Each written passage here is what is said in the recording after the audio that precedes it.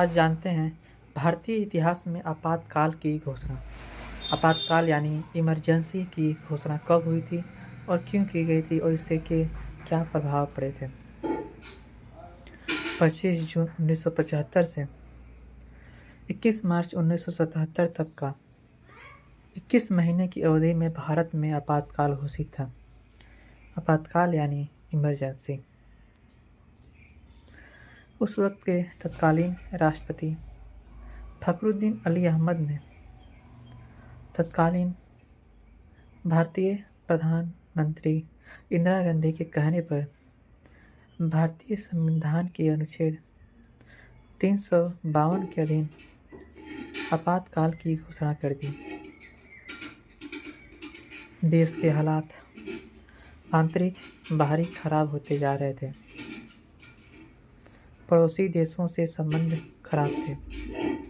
वहीं देश में 1969 में प्रमुख बैंकों का राष्ट्रीयकरण, सितंबर 1970 में राजभत्ते जो राज परिवार व आरएसएस जनसंघ बदलाव के खिलाफ हो गए। प्रिवी प्रेस का कुछ भाग राज परिवारों से आरएसएस को भी मिलता था।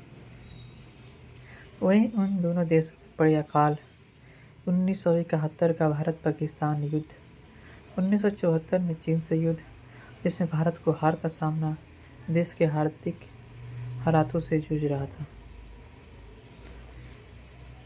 उसी वक्त हुआ था इंदिरा गांधी जी का उदय। 1967 और 1971 के बीच प्रधानमंत्री इंदिरा गांधी ने सरकार और भारतीय राष्ट्रीय कांग्रेस पार्टी के साथ ही संसद में भारी बहुमत को अपने नियंत्रण में कर लिया था।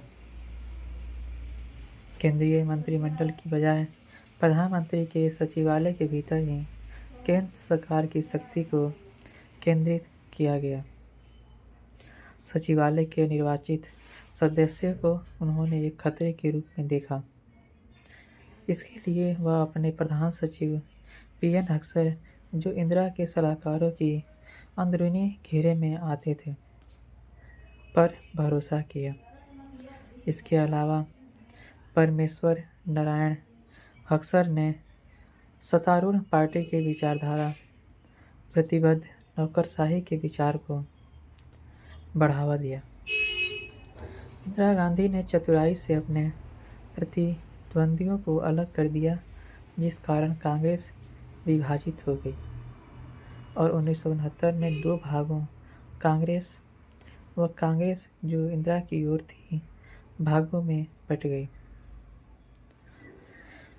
अखिल भारतीय कांग्रेस कमेटी और कांग्रेस सांसदों के एक बड़े भाग ने प्रधानमंत्री का साथ दिया। इंदिरा गांधी की पार्टी पुरानी कांग्रेस से ज़्यादा ताकतवर व आंतरिक लोकतंत्र की परंपराओं के साथ एक मजबूत संस्था थी। दूसरी ओर कांग्रेस के सदस्यों को जल्दी समझ में आ गया कि उनकी प्रगति इंदिरा गांधी और उनके परिवार के लिए अपनी वफादारी दिखने पर पूरी तरह निर्भर है। हम जानते हैं आपातकालीन का मामला क्या था। मामला 1971 में हुए लोकसभा चुनाव का था, जिसमें इंदिरा ने अपने मुख्य प्रतिद्वंदी राजनारायण को पराजित किया था। लेकिन चुनाव परिणाम आने के 4 साल बाद राजनारायण ने हाईकोर्ट में चुनावी परिणाम को चुनौती दी। उनकी दलील थी कि इंदिरा गांधी ने चुनावों में सरकारी मशीनरी का दुरुपयोग किया, तय सीमा से अधिक पैसे खर्च किए और मतदाताओं को प्रभावित करने के लिए गलत तरीके का इस्तेमाल किया। और अदालत ने इन आरोपों को सही ठहराया। इसके बावजूद इंदिरा गांधी टस से मस नहीं हुई। यहाँ तक कि कांग्रेस पार्टी ने बयान जारी कर कहा कि इंदिरा का नेतृत्व पार्टी के लिए अपरिहार्य है। राष्ट्रीय स्वयंसेवा संघ को प्रतिबंधित कर दिया गया क्योंकि माना गया कि यह संगठन विपक्षी नेताओं का करीबी है तथा इसका बड़ा संगठनात्मक आधार सरकार के विरोध प्रदर्शन करने की संभावना रखता था। पुलिस इस संगठन पर टूट पड़ी और उसके हजारों कार्यकर्ताओं को कैद कर दिया। आरएसएस ने प्रतिबंध को चुनौती दी और हजारों स्वयंसेवकों को प्रतिबंध के खिलाफ मौलिक अधिकारों के हनन के खिलाफ सत्याग्रह में भाग लिया।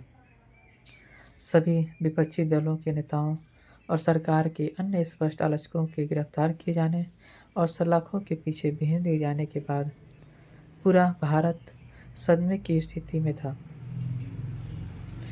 आपातकाल की घोषणा के कुछ समय बाद सिख नेतृत्व ने अमृतसर में बैठकों का आयोजन किया, जहां उन्होंने कांग्रेस की फांसीवादी प्रवृत्ति का विरोध करने का संकल्प किया।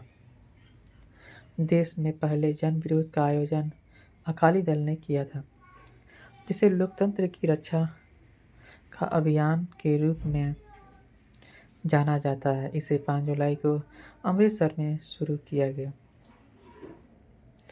आपातकाल लागू करने के लगभग 2 साल बाद विरोध की लहर तेज होती देख प्रधानमंत्री इंदिरा गांधी ने लोकसभा भंग कर चुनाव कराने की सिफारिश कर दी।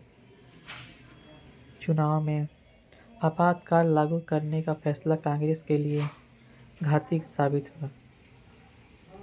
खुद इंदिरा गांधी जी अपने गढ़ रायबरेली से चुनाव हार गए। जनता पार्टी भारी बहुमत से सत्ता में आई और मोरारजी देसाई प्रधानमंत्री बने।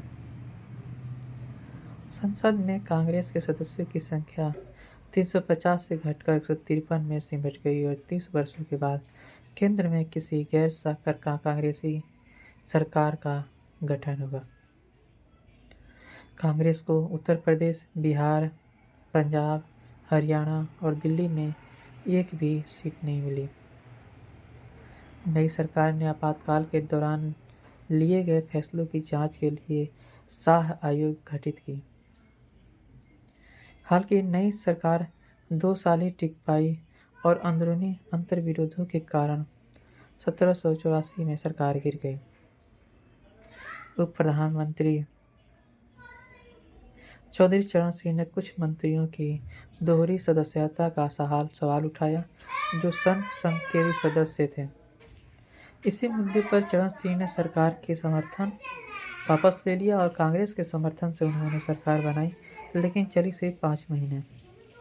उनके नाम कभी संसद नहीं जाने वाले प्रधानमंत्री का रिकॉर्ड भी दर्ज है। 12 जून 1975 को इंदिरा गांधी को इलाहाबाद उच्च न्यायालय ने दोषी पाया और 6 साल के लिए पद से बेदखल कर दिया। इंदिरा गांधी के वोटरों को घूस देना, सरकारी मशीन का गलत इस्तेमाल, सरकारी संसाधनों का गलत इस्तेमाल जैसे 14 आरोप सिद्ध हुए, लेकिन अदालतन श्रीमती इंदिरा गांधी ने उन्हें स्वीकार न करके न्यायपालिका का उपहास किया। राजनारायण ने 1971 में रायबरेली में इंदिरा गांधी के हाथों हारने के बाद मामला दाखिल कराया था।